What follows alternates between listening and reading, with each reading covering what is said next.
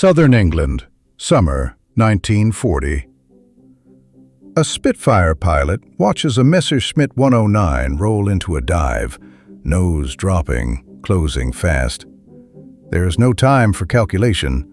He slams the boost lever past the safety wire, a thin copper thread that exists for one reason: to stop him from doing exactly this. For a heartbeat, the Merlin screams, 12 cylinders clawing at the air for everything they have. Then comes the sound, a sharp, metallic hammering from deep inside the cowling, like someone swinging a ball-peen hammer against the crankcase. Detonation. The 87-octane fuel inside those cylinders isn't burning, it's exploding, supersonically. The flame front outruns the piston, slamming it backward before it reaches the top of its stroke, a hammer blow delivered straight into the crankshaft. This is the ceiling. With 87-octane fuel, the Rolls-Royce Merlin 3 is capped at 6 pounds of boost. 1,030 horsepower. That is all the physics will allow. Push past it, and piston crowns crack like eggshells. Connecting rods bend. Cylinder heads blow clean off the block. The engine doesn't fail gracefully. It eats itself alive. And here's the unbearable part. The engine isn't the problem. The Merlin is begging for more. Its supercharger can deliver higher boost. Its cylinders can handle greater pressures. But the fuel detonates before the power arrives. The fuel is the lock. And in 1940, nobody in the free world has the key. America, the largest oil producer on Earth, cannot mass-produce the gasoline that would unleash what this engine is truly capable of. The secret to winning the air war isn't sitting in a cockpit over Kent. It's trapped inside a refinery that doesn't exist yet. The answer wasn't in the sky. It was buried in a laboratory in New Jersey. If stories like this keep you watching, subscribe. It helps more than you know. 13 points. That's the gap between 87 and 100 octane. On paper, it looks like rounding error. In a piston engine, it's the difference between life and death. Octane doesn't measure power. It measures resistance, a fuel's ability to withstand compression without detonating on its own. At 87 octane, the Merlin's fuel explodes before the spark plug fires. At 100, it waits. It obeys. And that obedience changes everything. 100-octane fuel let boost pressure jump from 6 pounds to 12. Horsepower surged from 1,030 to 1,310, a 27% leap. Top speed climbed by 34 miles per hour. Rate of climb increased by nearly a third. And here's what makes it staggering. Not a single bolt was turned on the engine. Same pistons, same crankshaft, same cylinders. The only thing that changed was what flowed through the fuel lines. The man who saw this coming was Jimmy Doolittle. Not yet the war hero. In the 1930s, he was a Shell oil executive with a doctorate in aeronautical engineering and a desperate warning. He lobbied the Army Air Corps for years. Adopt 100 octane as the standard aviation fuel. The brass laughed. They called it the $1,000,000 blunder. Too expensive for peacetime, too theoretical. Doolittle was right about all of it, but even Shell couldn't produce it at scale. The closest anyone had come was a French chemist named Eugene Houdry, a World War I tank veteran who'd emigrated to America and invented something remarkable at Sun Oil: catalytic cracking. He used a material called Fuller's Earth, a natural play, to break heavy crude fractions into lighter, higher-octane gasoline. It worked, but it had a fatal flaw: carbon.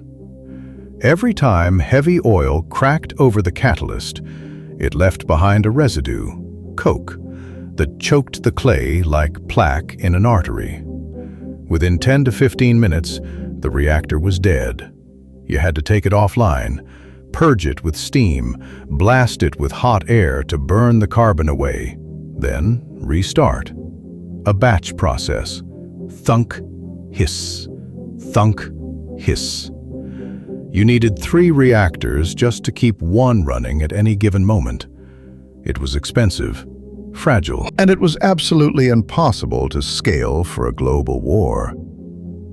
Standard Oil of New Jersey knew Houdry's process was the closest path to mass-produced 100-octane, so they approached him.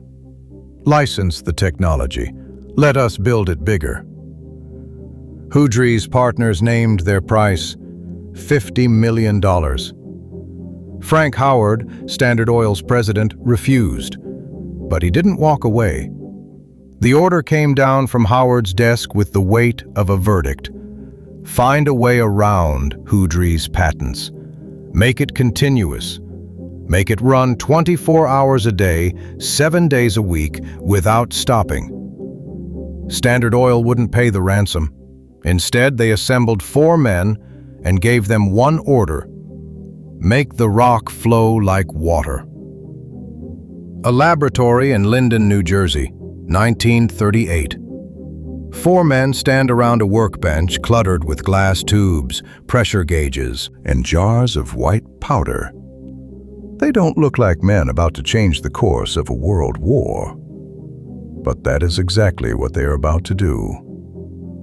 Edgar Murphy, the strategist, a quiet Kentuckian who ran Standard Oil's development company with the discipline of a field general, allocating resources, shielding his team from corporate politics, keeping the work alive when the budgets wanted it dead.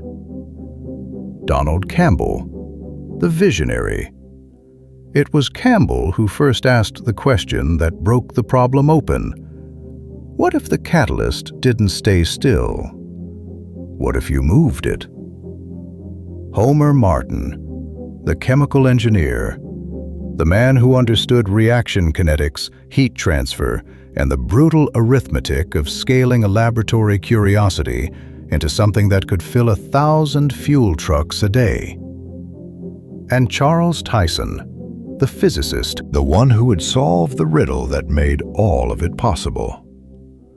The problem they faced was deceptively simple to state and nearly impossible to solve. Houdry's catalytic cracker worked. It produced high-octane gasoline. But the catalyst sat in a fixed bed, motionless, and every 10 to 15 minutes, carbon choked it dead. You shut the reactor down, you cleaned it, you restarted it. A stuttering, gasping process. 3 reactors to keep one alive. Campbell's insight was elegant. Separate the 2 jobs. Crack the oil in one vessel, regenerate the catalyst in another. Run them simultaneously in a continuous loop. No shutdowns, no batch cycles. The catalyst circulates like blood, picking up carbon in one chamber, burning it off in the next, returning clean and superheated, ready to crack again. One problem. The catalyst is a solid. It's ground rock, silica, alumina, clay. You cannot pump rock through a pipe. Conventional pumps would shatter. Gravity feed was too slow, too unreliable. The entire concept dies right here, unless someone figures out how to make a solid behave like something it fundamentally is not. That someone was Tyson. The discovery happened in a glass tube. Fine catalyst powder sat at the bottom, inert, lifeless, a heap of dust. Tyson pumped air in from below, slowly at first, then with increasing velocity. At a precise flow rate, the powder lifted. It didn't just lift, it bubbled, it churned, it roiled like boiling milk. He tilted the tube. The powder poured out, smooth, continuous, like water from a pitcher. Fluidization, a solid behaving as a liquid.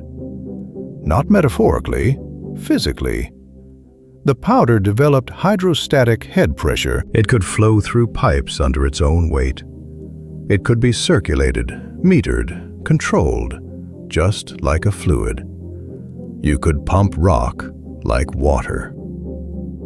This was the paradox at the heart of everything. Standard Oil's breakthrough wasn't a new molecule. It wasn't a new catalyst. It wasn't a secret chemical formula locked in a vault. It was a new state of matter, a solid forced to act as a fluid. They didn't crack the fuel, they cracked physics. And from that single insight, they built a machine. The Model 1 fluid catalytic cracker was a perpetual engine of chemistry. Hot oil vapor entered the reactor at the base and met a descending storm of superheated catalyst powder. On contact, the heavy hydrocarbon chains shattered into lighter fractions, gasoline among them. The spent catalyst, now black with carbon, flowed down through a standpipe under its own fluidized weight, building pressure as it descended. At the bottom, it entered the regenerator, a massive steel vessel where compressed air blasted through the powder, igniting the carbon deposits. The catalyst burned clean, white-hot, reborn. And then it flowed back up into the reactor, carrying the very heat needed for the next cracking cycle. No external furnace required. The machine fed itself. It never stopped. No valves slamming shut. No batch cycles. No 10-minute heartbeats. It ran 24 hours a day, 7 days a week, for months at a time. A continuous, roaring loop of destruction and rebirth. The deep, unbroken roar of the regenerator burning carbon, a sound that would echo across the Gulf Coast day and night for years. And Standard Oil bet everything on it. Before the first unit, PCLA-1 in Baton Rouge, Louisiana, was even fully proven, they authorized the construction of 32 plants. 32. Across the Gulf Coast and the eastern seaboard, millions of dollars committed to a machine that had never run at full scale. It went online May 25, 1942, 6 months after Pearl Harbor. The gamble held. By 1943, the towers were rising across Texas, Louisiana, and New Jersey. But the fuel pouring out of them wasn't just gasoline. It was a weapon, a chemical cocktail engineered to do something German fuel never could. 100-octane aviation fuel was not gasoline, not in any way a civilian would recognize. It was a weapon, engineered molecule by molecule, and it had 3 parts. The first was base stock. This was the direct product of fluid catalytic cracking. Heavy crude oil shattered into lighter gasoline range fractions. It carried an octane rating somewhere between 80 and 90. Good. Not good enough. It was the foundation, the volume filler, the river that kept the supply chain flowing, but alone it couldn't win a dogfight. The second ingredient was the real secret, alkylate. And this is where Standard Oil's genius doubled back on itself. Fluid catalytic cracking didn't just produce gasoline. It also released a shower of light gases, iso-octane, olefins, byproducts that most refineries would have flared off as waste. Standard Oil didn't waste them. They fed them into a second process, alkylation. Using sulfuric acid or hydrofluoric acid as a catalyst, those light gases were recombined, stitched back together into a branching chain-shaped molecule called iso-octane. A molecule so stable, so resistant to detonation, that its octane rating was 100 by definition. Iso-octane is the benchmark. The number 100 on the octane scale literally means behaves like iso-octane. The machine didn't just make fuel. Its waste made the best fuel on Earth. The third ingredient was tetraethyl lead, TEL, a chemical additive up to 4.6 milliliters per gallon that acted as the kicker. It raised the blend's effective octane past 100 into territory that the rating scale had to stretch to accommodate: 130, 150, numbers that described not just resistance to detonation, but super performance. Fuel that actually performed better under extreme compression than pure iso-octane itself. 3 components: base stock for volume, alkylate for stability, lead for the final push. Mixed together, they created what the military called fighting-grade aviation gasoline. And when it reached the front lines, it transformed every engine it touched. With 100 octane in the later 130 and 150 blends, the Rolls-Royce Merlin reached 25 pounds of boost, over 2,000 horsepower in the late war Spitfire 14 and the P-51 Mustang. The Republic P-47 Thunderbolt, a beast of an aircraft already, at war emergency power, was producing nearly 2,800 horsepower. Think about that number. The weight of a Volkswagen Beetle converted into thrust every single second. These weren't improvements. These were metamorphoses. The same airframes, the same engine blocks, reborn as something their designers had never originally imagined, because the fuel demanded it. The pre-war industry literally could not have produced the gasoline that made this possible. The infrastructure didn't exist. The chemistry hadn't been invented, and Germany could not follow. The Third Reich had almost no natural crude oil. Their entire synthetic fuel program was built on coal, the Beer-Gies hydrogenation process, which crushed coal under extreme heat and pressure to wring liquid fuel out of solid rock. It worked, but the chemistry was fundamentally different. Coal-derived fuel is aromatic.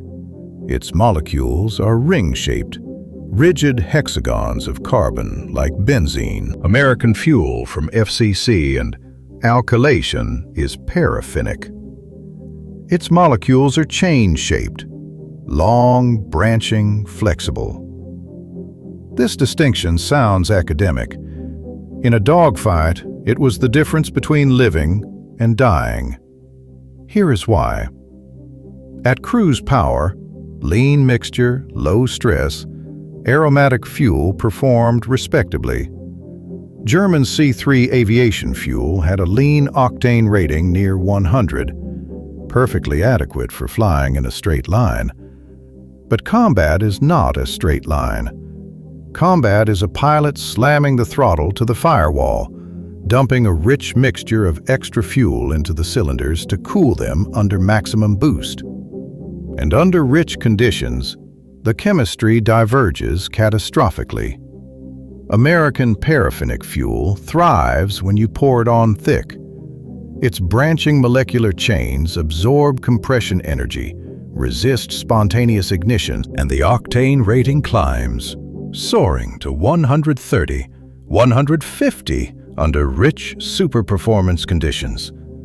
That is not a typo. The fuel literally gets better when you push it harder.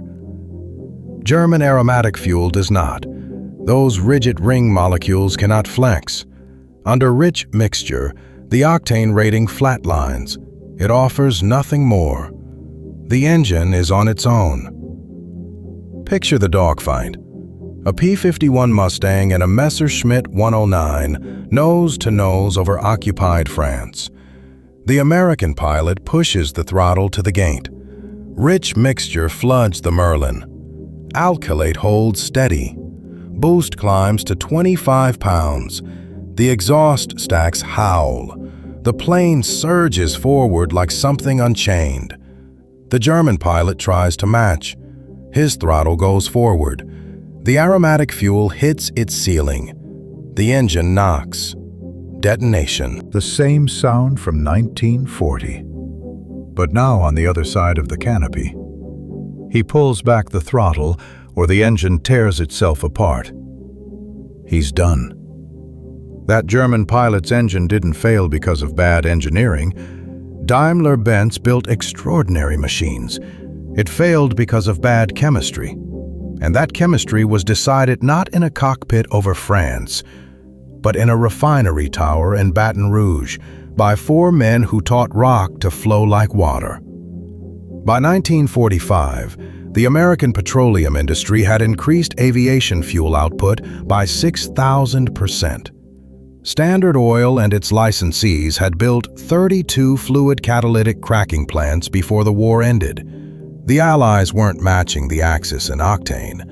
They were drowning them in it. Wherever you're watching from right now, drop your country in the comments.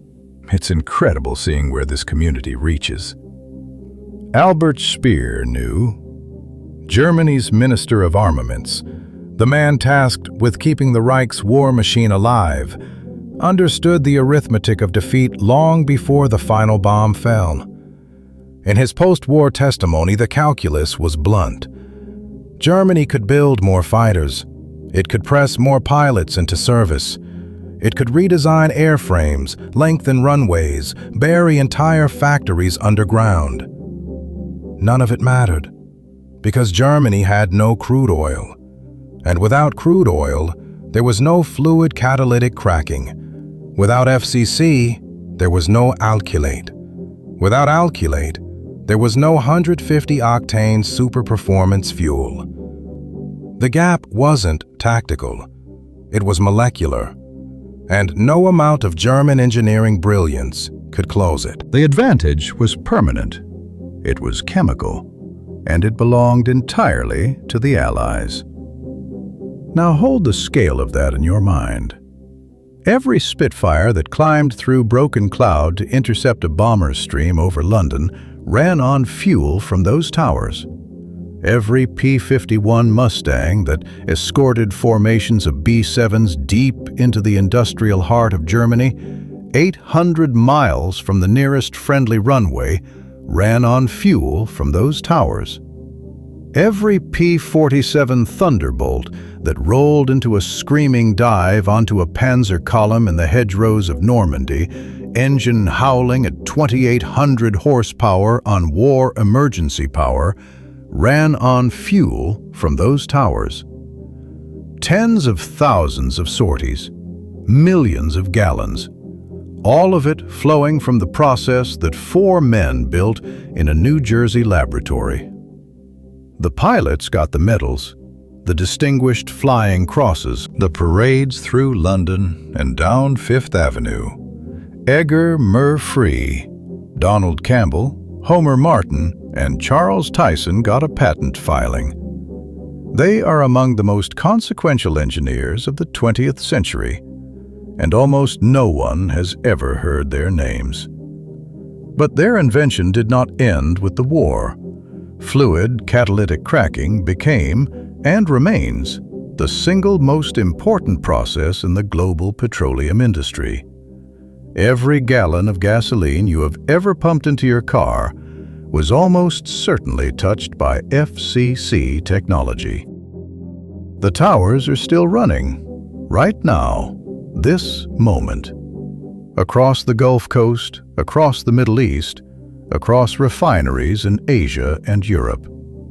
The chemistry that Charles Tyson unlocked in a glass tube in 1938 is still the backbone of modern refining. The powder still flows. The regenerators still roar. The cycle has never stopped. Wars are remembered by their battles. Midway, Normandy, Stalingrad. Names carved into stone, taught in every classroom, replayed in 100 films. But wars are not won by battles. They are won by industries, by supply chains and logistics, by the anonymous, unglamorous work of chemists and engineers who never fired a shot, never wore a flight suit, and never climbed into a cockpit. The real secret weapon of the Second World War was not a bomb. It was not a tank or a radar set. It was a fine white powder that learned to flow like water through a steel tower that never stopped burning, fueling an air force that could push the throttle further, harder, and longer than any enemy on Earth could match. And there is one final irony worth sitting with. Standard Oil of New Jersey, the corporate descendant of John D. Rockefeller's monopoly, had been shattered by the United States government in 1911. Broken apart by antitrust law, deemed too powerful, too dominant, too dangerous to exist as one entity. 3 decades later, that same government came back to the fragments of Rockefeller's empire and said, "We need you. Build us the fuel that wins this war." The machine that was fractured by the courts was welded back together by necessity, and it delivered. 4 men, a glass tube, a powder that flowed like water, and a war decided not in the sky, but in the chemistry beneath it. If this story stayed with you, hit subscribe. There's a lot more where this came from.